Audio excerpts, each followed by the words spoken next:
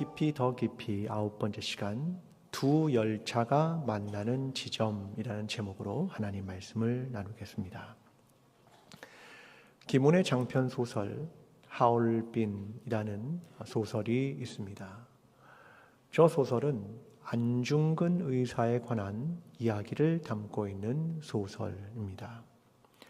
근데 저 소설에는 지도 하나가 등장합니다. 그 지도는 두 사람이 간 경로에 관련된 지도입니다. 한 사람은 이토, 또 한 사람은 안중근입니다. 이토는 일본의 시모노세키, 중국의 여순, 봉천, 장춘, 채가구, 하얼빈으로 이동하고, 안중근은 황해도 신천, 서울, 부산, 원산, 연추, 블라디보스톡, 수부나 하얼빈으로 이동하게 됩니다. 이토 히로부미는 청일전쟁과 러일전쟁을 이기면서 승전국으로서 승전의 개가를 부르며 이제 힘으로 만든 평화를 이루었다라고 생각하고 하얼빈으로 향하게 됩니다. 안중근은 나라를 잃어버린 백성으로서 가슴에 총 한 자루를 품고 그 길을 가게 됩니다. 근데 그도 역시 평화를 위했습니다. 그가 이후에 잡힌 위순 감옥에서 쓴 동양평화론이라는 책은 그가 동양의 평화를 위해서 어떤 구체적인 계획을 가지고 있었는가에 대해서 기록하고 있습니다. 두 사람 모두 평화를 바랬다. 근데 이토는 힘으로 얻는 평화였고 안중근은 진정한 평화를 원했다. 그 길에 대한 설명을 하고 있습니다. 이토와 안중근 둘은 1909년 10월 26일 역사적 장소에서 만나게 됩니다. 두 사람이 두 열차를 타고 만난 지점은 다른 질서와 다른 생각이 충돌한 현장입니다. 그곳이 바로 하얼빈입니다. 하얼빈에서 안중근은 이토를 저격합니다.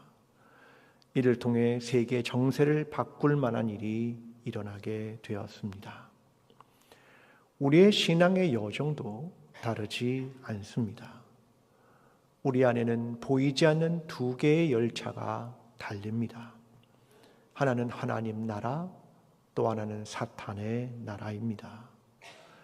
둘 다 평화를 원한다고 이야기하는 것 같지만 원하는 주체와 질서와 방식과 내용은 전혀 다릅니다. 그런데 이와 같이 하얼빈처럼 둘이 만나는 지점이 있습니다.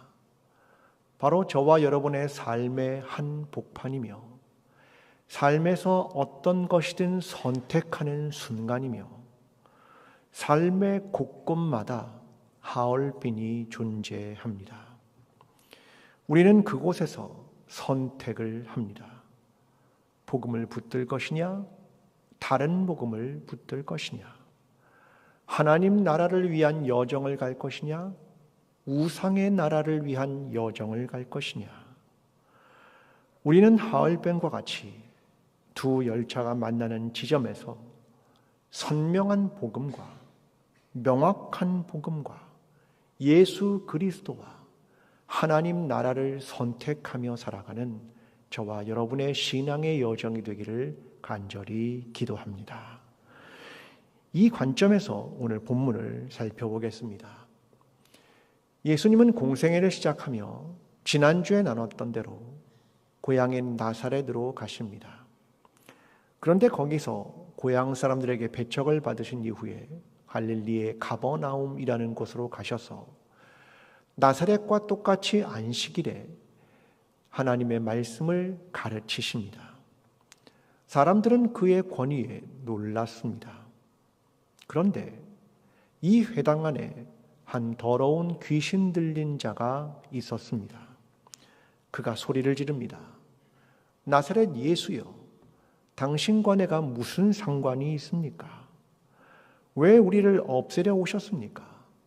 우리는 당신이 누구인 줄 압니다.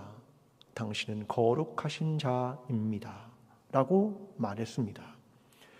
예수님은 그를 꾸짖어 잠잠하라, 그리고 그 사람에게서 나가라 라고 말씀하시자 귀신이 그를 쓰러뜨려 놓고 나갔습니다. 그러나 그는 상처를 입지 않았습니다. 사람들은 예수의 권위와 능력에 놀랐고 그 소문이 퍼지기 시작했다. 이것이 오늘 본문 전체의 이야기입니다. 우리가 지금 다루고 있는 누가복음은 이방인을 위한 복음서입니다. 이방인을 위한 복음서를 누가가 쓴 것이 누가복음입니다. 그런데 누가복음이 공생애의 첫 번째 예수님이 행하신 이적으로 다루고 있는 것이 오늘 본문입니다. 첫 번째 예수님의 이적, 귀신 들린 자를 내쫓았다는 이적을 누가는 왜 첫 번째 이적으로 기록했을까? 마태는 마태복음에서 예수 그리스도의 첫 번째 이적은 한센병자를 고친 것이다 라고 기록하고, 요한은 요한복음에서 가나안 혼인잔치에서 물을 포도주로 바꾼 것이 첫 번째 이적이라고 기록합니다. 그렇다면 왜 누가는 오늘 본문인 가버나움에서 귀신 들린 자에게 귀신을 쫓아낸 것을 첫 번째 이적으로 기록했을까? 그것이 궁금합니다. 저는 이렇게 생각합니다. 복음이란 유대인과 이방인의 문제가 아니다. 복음이란 하나님의 나라와 사탄의 나라에 관한 것이다. 이것을 말하고 싶은 겁니다. 너희가 생각하는 유대인과 이방인이라는 이 민족적인 개념은 대단히 지역적이고 부차적인 것이며, 하나님의 구원, 그것은 모든 사람이 구원받기를 원하는 것이 하나님의 뜻이었고, 우리가 싸워야 할 것은 악이다. 그것에 대한 이야기를 저는 누가복음이 첫 번째 이적인 이 더러운 귀신 들린 자를 고치신 일을 통하여 보여주었다고 생각합니다. 이제 이런 생각을 가지고 오늘 본문으로 더 깊숙이 들어옵니다. 먼저 누가복음 4장 31절과 32절입니다. 갈릴리의 가버나움 동네에 내려오사 안식일에 가르치심에 그들이 그 가르치심에 놀라니 이는 그 말씀이 권위가 있음이러라. 예수님은 나사렛 애와 똑같이 가버나움에 가서 똑같이 말씀을 가르치십니다. 주님은 배척을 당했고 마음도 편치 않았겠지만 본질에 집중하고 있습니다. 하나님의 말씀을 가르친다. 이것이 본질이기 때문에 가버나움에 가서도 예수님은 하나님의 말씀을 가르치셨습니다. 그런데 사람들은 놀랐습니다. 이유는 말씀의 권위가 있었다. 말씀의 권위가 있었다. 그러면 말씀의 권위가 있었다는 어떤 뜻입니까? 이걸 평행인 본문인 마가복음을 보면 이렇게 기록합니다. 마가복음 1장 22절, 뭇사람이 그의 교훈에 놀라니 이는 그가 가르치시는 것이 권위 있는 자와 같고 서기관들과 같이 아니함이로라. 이 말은 서기관들도 그동안 하나님의 말씀을 가르쳤는데 그들과 같지 않았다. 그걸 이야기하고 있는 것입니다. 그러면 그동안 서기관들은 백성들에게 무엇을 가르쳤습니까? 예를 들면 그들은 안식일법을 가르쳤습니다. 안식일은 아무것도 하면 안 돼. 이건 십계명의 4계명을 근거로 합니다. 안식일을 거룩하게 지키라. 그리고 모든 사람들은 아무 일도 하지 말아라. 그걸 근거로 가르쳤습니다. 그런데 예수님은 이상하게도 안식일에 손 마른 자를 고치시고 안식일에 병든 자들을 고치셨습니다. 그러자 그들은 예수 그리스도가 법을 어겼다라고 말하면서 확신에 찬 질문을 던집니다. 마태복음 12장 10절, 사람들이 예수를 고발하려 하여 물어 이르되 안식일에 병 고치는 것이 옳으니까? 그들은 마음속에 나는 옳고 넌 틀렸어, 예수를 고발해야지 너는 왜 안식일에 병을 고치고 있느냐? 이건 옳으냐? 이걸 질문하는 겁니다. 그들은 성경을 중심으로 해서 교리와 문자에 갇혀 있었습니다. 예수님은 그들에게 이렇게 대답합니다. 마태복음 12장 11절. 너희 중에 어떤 사람이 양 한 마리가 있어 안식일에 구덩이에 빠졌으면 끌어내지 않겠느냐? 왜냐하면 서기관들은 이렇게 가르쳤습니다. 안식일에 아무것도 하면 안 돼. 그런데 만약 구덩이에 양 한 마리가 빠지면 그건 건져내도 된다. 그런데 사람이 병에 걸렸는데 긴급하게 그를 응급처치해야 될 상황이 아니면 의사는 고치지 말고 응급 상황에서만 고쳐라 라고 가르쳤습니다. 그러니까 예수님이 반론을 피신 거죠. 양이 귀하냐? 사람이 귀하냐? 양은 건져내도 되고 사람은 안 되냐? 이걸 주님이 물으시는 겁니다. 그러면서 마태복음 12장 12절에 이렇게 말합니다. 사람이 양보다 얼마나 더 귀하냐? 그러므로 안식일에 선을 행하는 것이 옳으니라 하시고, 예수님은 안식일에 무엇을 하는 것이냐면 선을 행하는 것이 옳으니라 라고 말씀하셨습니다. 우리는 성경을 깊이 읽어야 합니다. 출애굽기 20장은 안식일에 대한 10계명의 내용을 이야기합니다. 안식일을 거룩하게 지키라. 아무 일도 하지 말라. 이렇게 기록을 합니다. 그러면 다시 생각해 봅니다. 문자적으로 해석하더라도 구덩이에 빠진 양을 건지면 됩니까? 안 됩니까? 자, 지금부터 정신을 차리셔야 됩니다. 안식일에 아무것도 하면 안 됩니다. 그럼 구덩이에 빠진 양을 구하면 됩니까? 안 됩니까? 안 됩니다. 아무것도 하면 안 되는데요. 근데 그들은 세부 규정에 살짝 하나를 끼워 넣습니다. 너의 소유와 너의 이익에 관련된 것이 있으면 해도 돼. 그런 말입니다. 그러면 안식일을 거룩하게 지킨다는 건 무슨 말입니까? 아무것도 하지 말라는 것은 무엇입니까? 너의 아들과 딸과 종과 가축까지도 아무 일을 하지 마라. 이건 어떤 뜻이냐면 얽매이는 것으로부터 자유케 하라. 그런 말입니다. 노동은 얽매이는 것들이었는데 너희의 종과 가축까지도 그 얽매이는 것으로부터 자유케 해라. 나 하나님은 일곱째 날 쉬었어. 그 얘기를 들려줍니다. 이 안식일에 대한 규정은 신명기 5장에 똑같이 반복하면서 그 이유를 보다 구체적으로 설명합니다. 신명기 5장 15절은 이렇게 말합니다. 너는 기억하라. 내가 애굽 땅에서 종이 되었더니 내 하나님 여호와가 강한 손과 편팔로 거기서 너를 인도하여 내었나니 그러므로 내 하나님 여호와가 내게 명령하여 안식일을 지키라 하느니라. 무슨 말입니까? 넌 노예였다. 넌 얽매이는 자였어. 넌 자유가 없었어. 그런데 안식일을 지키는 건 뭐냐? 하나님이 너를 자유케 하셨다. 그러므로 안식일에는 자유하라. 그게 본질이다. 얽매이는 곳으로 자유해라. 그 얘기를 하는 것입니다.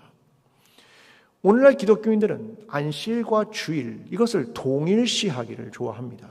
그러면 제가 여러분께 질문하겠습니다. 주일날 무엇을 하십니까? 다 쉬셔야 되는데 왜 교회에 나오셨습니까? 만약 4km 이상 걸어서 오신 분이 있다면 잘못하신 겁니다. 안식일엔 4km 이상 걸으면 안 됩니다. 안식일에 불을 사용하면 안 되니까 오늘 저녁 때 집에 가서 가스를 켜면 안 되는 거죠. 안식일을 어기는 겁니다. 전기와 에어컨도 켜면 안 됩니다. 그렇게 우리는 시간을 보내야 되는 것입니까? 아니요. 교리이며 법의 문자적 해석입니다. 유대인들은 안식일에 자기 양은 건져냅니다. 빈틈을 만들어 자기의 이익을 지킵니다. 그러나 타자의 치유에는 관심이 없습니다. 자기는 하나도 그렇게 하지 않으면서 그들은 교리와 법을 강조합니다. 예수님의 말씀은 이것입니다. 안식일에 너희가 가진 자유로 선을 행하는 것이 옳으니라. 안식일은 자유를 허락하는 것인데 그 자유로 선을 행하는 것이 옳으니라. 그 말씀을 주님이 하신 겁니다. 과연 성경이 말하는 예수님이 말씀하시는 그 본질이 무엇인가를 자꾸 파악해야 합니다. 예수님은 가버나움에 가셔서도 똑같이 하나님 말씀을 가르치신 본질을 행하십니다. 그러면 예수님이 행하신 3대 사역이 무엇입니까? 이게 본질인데요. 마태복음 4장 23절입니다. 예수께서 온 갈릴리에 두루 다니사 그들의 회당에서 가르치시며, 이게 첫 번째입니다. 가르침. 두 번째, 천국 복음을 전파하시며, 복음 전파, 이게 두 번째입니다. 세 번째, 백성 중에 모든 병과 모든 약한 것을 고치시니 치유, 이것이 세 번째입니다. 예수님의 3대 사역은 가르침, 복음 전파, 치유입니다. 이게 본질이다, 그런 말입니다. 그런데 우리는 우리의 삶이 흔들리고 진동을 느끼는 순간 혼돈을 경험하고 판단력이 흐려집니다. 평소와는 다른 선택을 하기도 하고 내가 본질에 집중하는 것을 놓치고 누군가의 말에 휩쓸리기도 합니다. 여러분, 혼동되는 때일수록 본질에 집중해야 하는 것입니다. 그런데 사람들은 본질이 아니라 비본질에 집중을 합니다. 이를테면 지역적인 것, 그 뜻은 부차적인 것, 자질구레한 것, 그런 뜻입니다. 본질이 아니라 비본질과 지역적인 것에 집중을 한다는 겁니다. 그럼 교회의 본질은 뭡니까? 예수 그리스도를 따르는 자들이 해야 할 본질은 무엇이냐? 그 질문입니다. 똑같이 세 가지죠. 가르침과 복음 전파와 치유입니다. 여러분, 우리는 본질을 잃어버리고 비본질을 집중합니다. 어떤 사람들은 행정을 해야 한다. 어떤 사람들은 법을 지켜야 한다. 어떤 사람은 회의를 해야 한다. 이렇게 주장합니다. 비본질입니다. 본질은 가르침과 복음 전파와 치유입니다. 본질을 잃어버리고 비본질을 강조한다? 이건 교회가 이상한 거 아닙니까? 여러분, 제가 지난 10년 동안 성경을 가르쳤겠죠. 그런데 여러분, 배우셨습니까? 만약 10년 동안 성경 공부 한 번을 안 했다, 그러면 본질을 놓치신 겁니다. 한 번도 성경 공부를 해본 적이 없다, 그럼 본질이 없어진 거죠.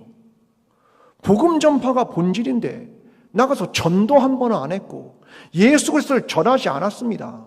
그러면 본질을 잃어버린 겁니다. 누군가에게 가서 어려운 사람이 있으면 그를 위해 기도하고 환우를 신방하고 그를 위해 기도하는 일을 하지 않았다면 그건 본질을 잃어버린 겁니다.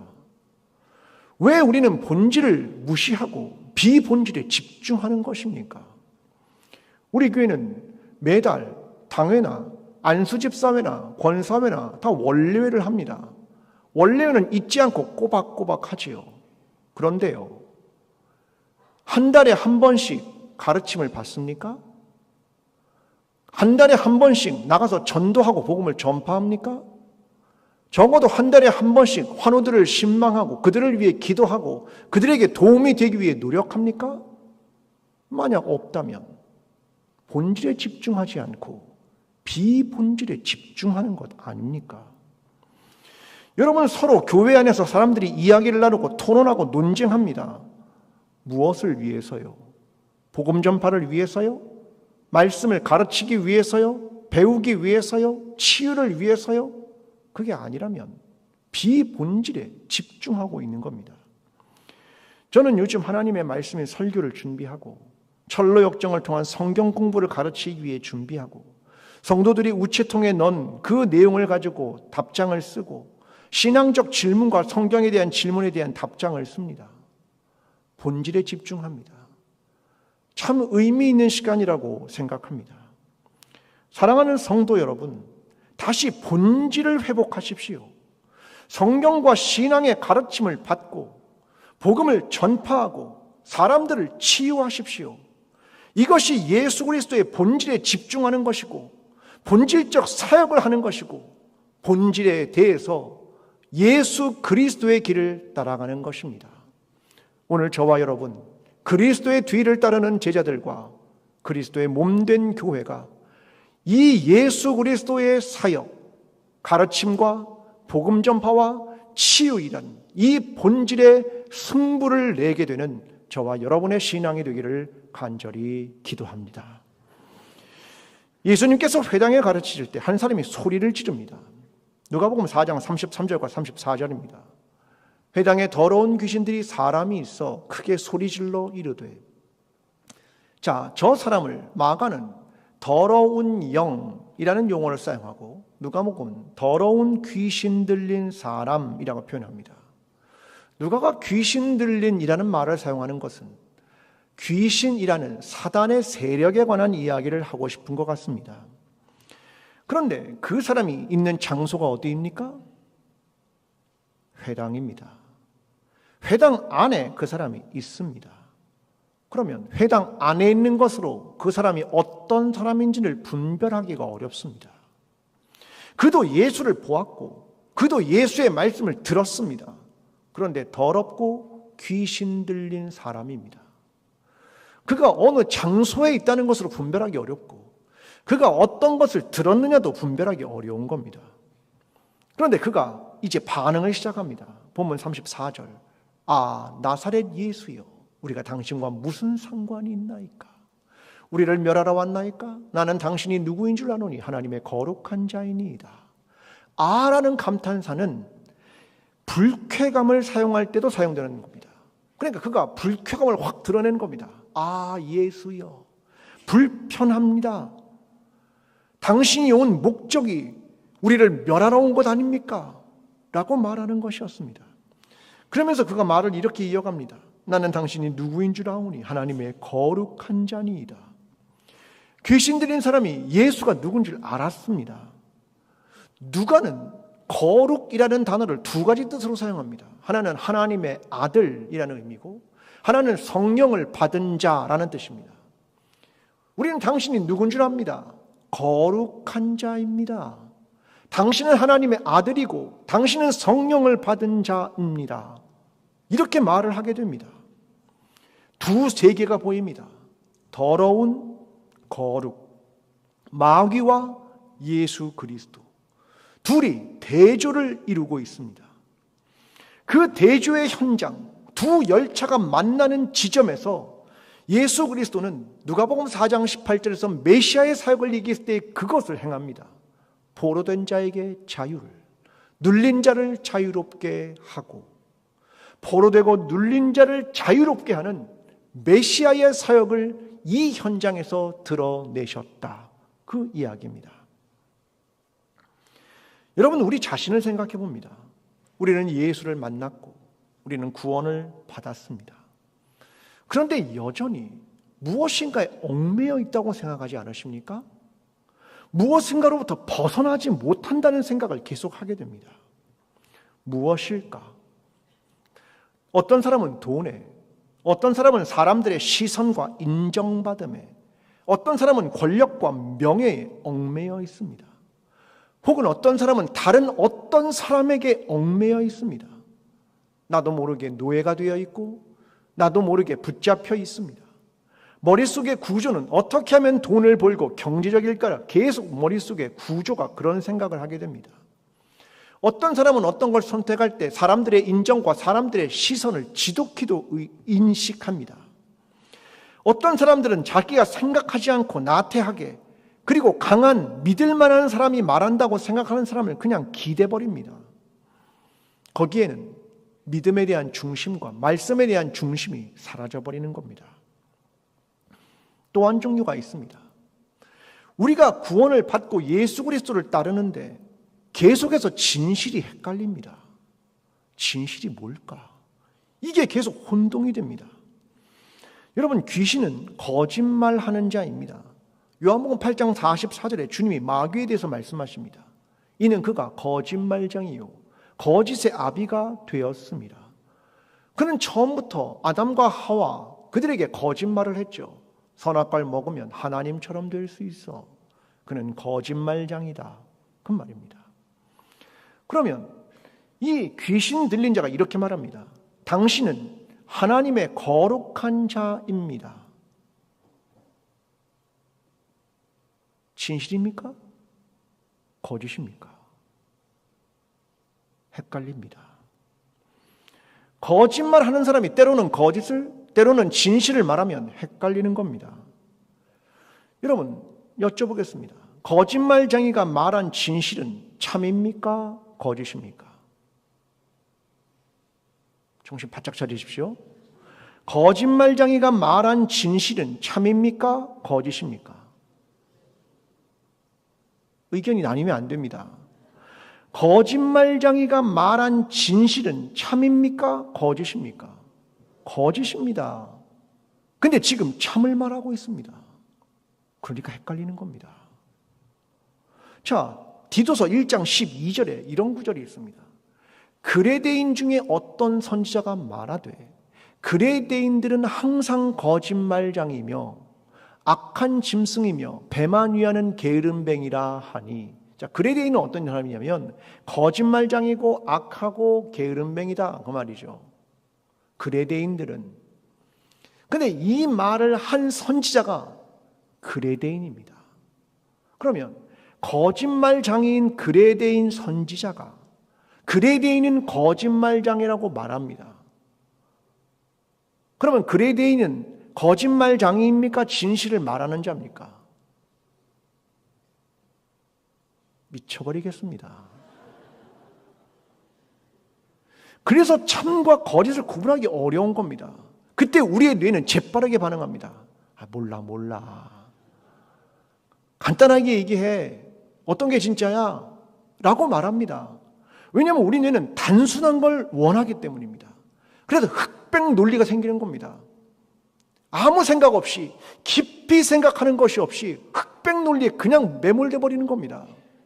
그리고 누가 내가 아는 사람 말하면 그래 그 사람 말이 맞나 봐. 쑥 빨려 들어가는 겁니다.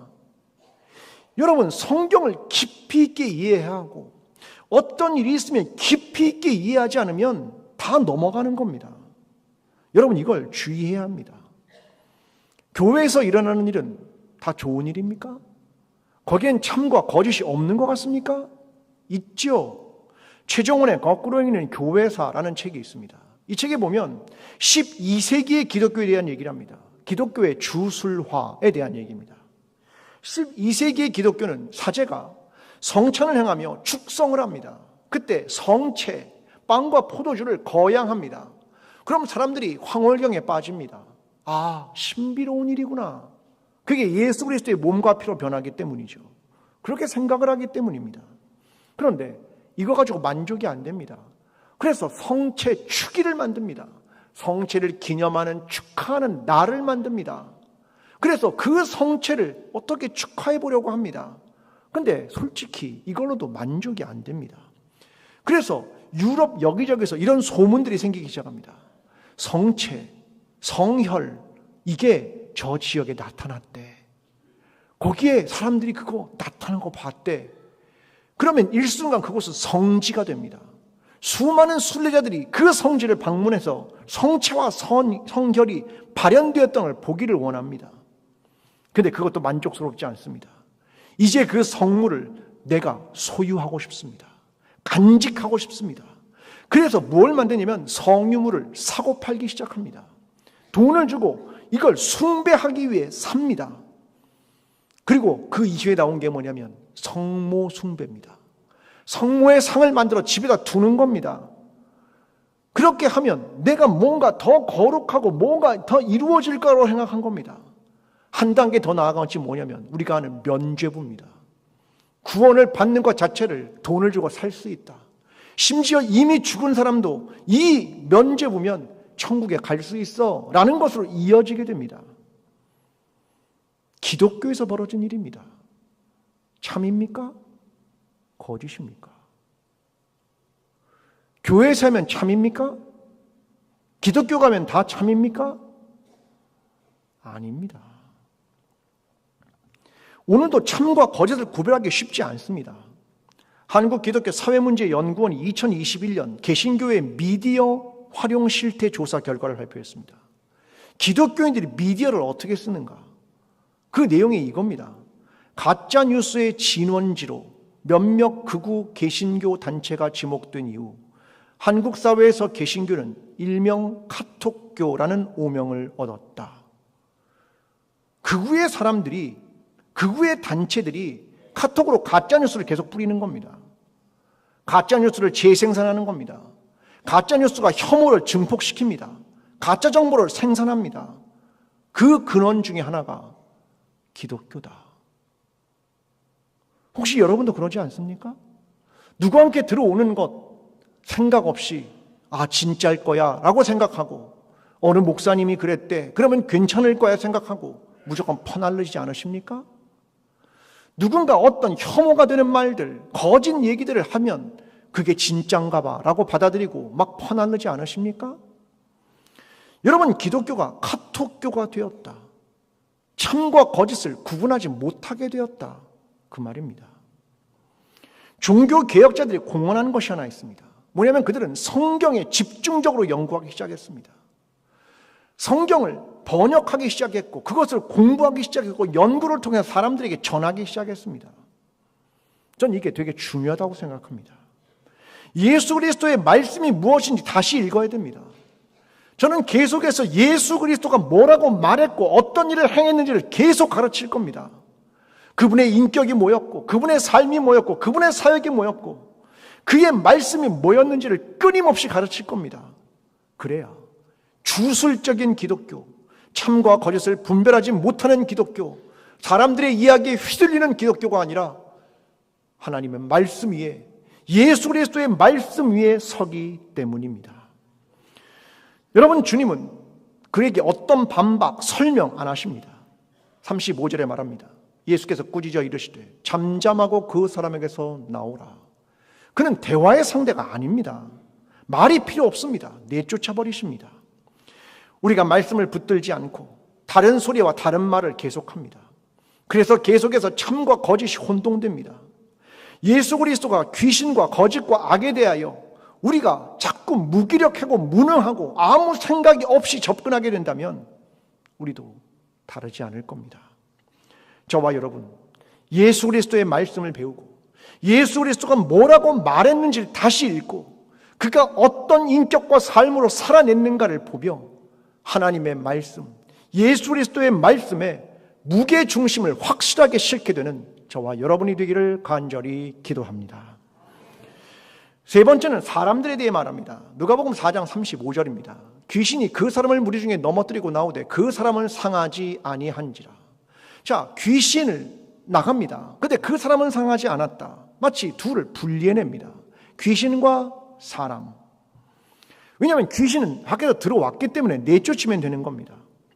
그런데 사실 보통은 죄와 사람을 구분하기 어렵습니다. 그 사람이 죄를 지었기 때문에 그런 겁니다. 둘을 분리하기가 너무 어렵습니다. 우리말에 이런 거 있잖아요. 죄는 미워하되 사람은 미워하지 말라. 이거 구분하기 어렵습니다. 그 사람이 그 죄를 지었는데 어떻게 둘을 분리해낸단 말입니까? 여러분, 그러나 분명한 대원칙은 이겁니다. 하나님은 모든 사람이 구원받기를 원하신다. 여러분, 이 사실을 믿으십니까? 아멘. 모든 사람이 구원을 받기를 원하시는 것이 하나님의 가장 큰 뜻입니다. 그런데 문제는 의사였던 누가가 이런 얘기를 합니다. 누가복음 5장 31절 32절. 예수께서 대답하여 이르시되 건강한 자에게는 의사가 쓸데없고 병든 자라에게야 쓸데있나니 내가 의인을 부르러 온 것이 아니요 죄인을 불러 회개시키러 왔노라.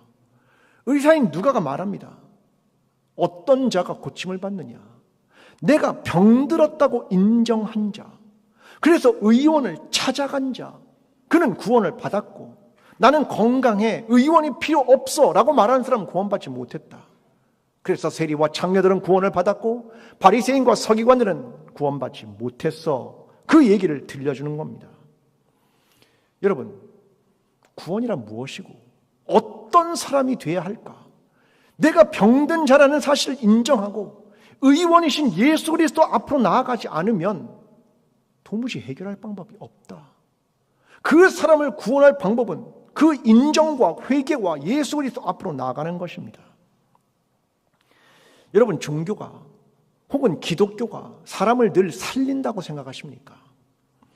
안중근의 거사 이후 80년 동안 한국 천주교회는 안중근의 행위를 살인하지 말라는 10계명의 제6계명을 어긴 사람으로 그를 죄인으로 단정했습니다. 그 중심에는 뮤텔 주교가 있었습니다. 그는 안중근에게 고해 성사를 베풀어달라는 이야기를 단호하게 거절하고 안중근에게 성사를 베푼 빌렙 신부를 중징계합니다. 왜요? 그는 살인자다. 그는 대단히 교리에 집중했습니다. 교리. 이걸 어겼다 그 말입니다.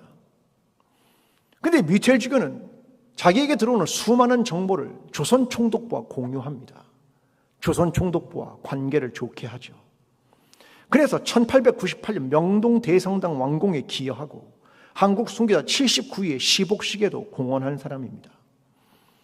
그는 어떤 사람입니까?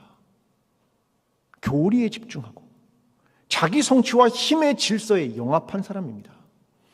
오랜 세월 동안 사람들의 뇌리 속에는 안중근은 살인자 그 이상도 이하도 아니었습니다. 그가 하얼빈에서 한 거사는 84년 만에 인정을 받게 되었습니다. 여러분, 사람을 살리는 건 뭡니까? 예수 그리스도는 사람을 살리고자 했고 치료와 회복, 그것을 원하셨습니다. 예수 앞에 나오는 사람들, 자기의 죄를 고백하고 회개하며 찾아오는 자들을 치유하셨습니다. 자신은 경건하고 문제가 없다고 여기는 사람들에게 기회가 없었습니다. 살린다는 건 무엇일까? 사람을 살린다는 건 무엇일까? 그걸 깊이 생각해야 합니다. 불뱀 사건이 있었습니다. 다 불뱀에 물렸습니다. 하나님 앞에 죄를 지었기 때문이죠. 하나님이 모두를 살리시면 됐습니다. 근데 그렇게 안 하셨습니다. 높은 장대 위에 구리뱀을 매달고 그걸 쳐다보는 자들은 구원을 얻었습니다. 여러분, 이것이 사람 안에 선택과 결정, 믿음, 그리고 하나님의 구원, 그 두 개가 맞닿는 순간입니다. 우리의 삶에도 두 열차가 만나는 지점이 끊임없이 찾아옵니다. 하나님의 나라, 사탄의 나라, 예수 그리스도의 자유, 세상의 얽매임, 참과 거짓. 그 만나는 지점에서 나는 선과 악을 구분할 수 있습니까? 진실과 거짓을 구분할 수 있습니까? 옳음과 그름을 구분할 수 있습니까? 내가 복음을 알고 예수 그리스도를 믿은 후에 나는 복음의 무게 중심을 가진 사람입니까? 나는 복음이 주는 자유를 가집니까? 그 자유로 선을 행하고 있습니까? 우리는 예수 그리스도의 말씀과 복음의 본질과 진리가 주는 자유와 이를 통해 성경을 배우고 복음을 전파하고 영혼을 긍휼히 여기며 치유하는 귀한 예수 그리스도의 사역에 다시금 다가가야 합니다. 두 열차가 만나는 지점에서 그리스도인으로서의 올바른 판단과 거룩한 선택, 진리에 대한 믿음과 생명을 구하는 용기로 살아가는 저와 여러분 광주제일교회가 되기를 간절히 축원합니다.